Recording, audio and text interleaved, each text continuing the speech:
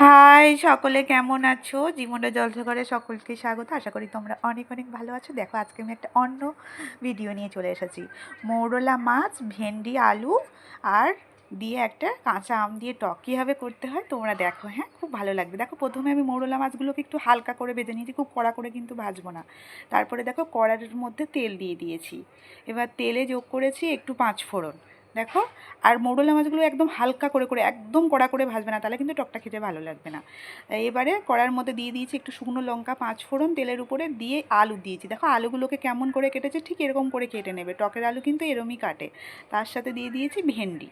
এবার ভেন্ডি দিয়েছি, দিয়ে একটু নেড়ে নাও ভালো করে, একদম সোজা। আর কাঁচা আম দেখো কাটা, দিয়ে দিলাম কয়েকটা। এবারে দিয়ে সুন্দর করে নাড়ো। দিয়ে এর মধ্যে যোগ করলাম লবণ, পরিমাণ মতো লবণ, হলুদ যোগ করতে হবে। হ্যাঁ, দিয়ে এবারে ভালো করে নেড়ে এবারে একটু চাপা দিয়ে রেখে দেব।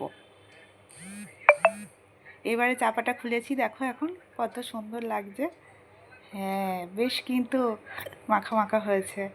এইবারে আমার আগের থেকে পেস্ট করে রেখেছিলাম সর্ষে, টমেটো, কাঁচা লঙ্কা আর লবণ, সেইটা ভালো করে পেস্ট করে নিয়েছিলাম। দিয়ে তোমরা বেটে নিতে পারো শিলে। সর্ষে, লবণ আর লঙ্কা একসাথে বেটে নিতে পারো, কারণ সর্ষের সাথে লবণ আর লঙ্কা যোগ করলে সর্ষেটা তেতো হয় না, দেখবে।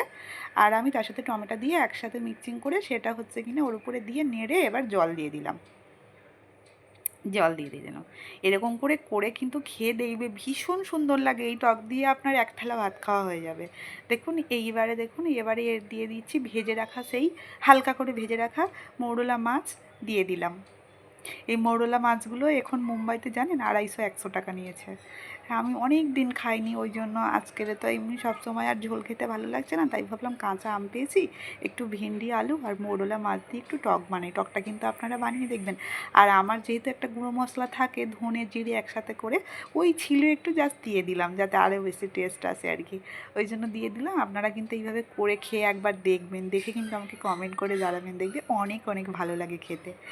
আজকের এই ভিডিওটা যদি একটু ভিন্ন ধরনের দিয়ে এরকম ফুটবে, দেখুন আলু, ভেন্ডি সব কিন্তু সেদ্ধ হয়ে গেছে, খুব সুন্দর। দিয়ে এবার আমি নামিয়ে নেব।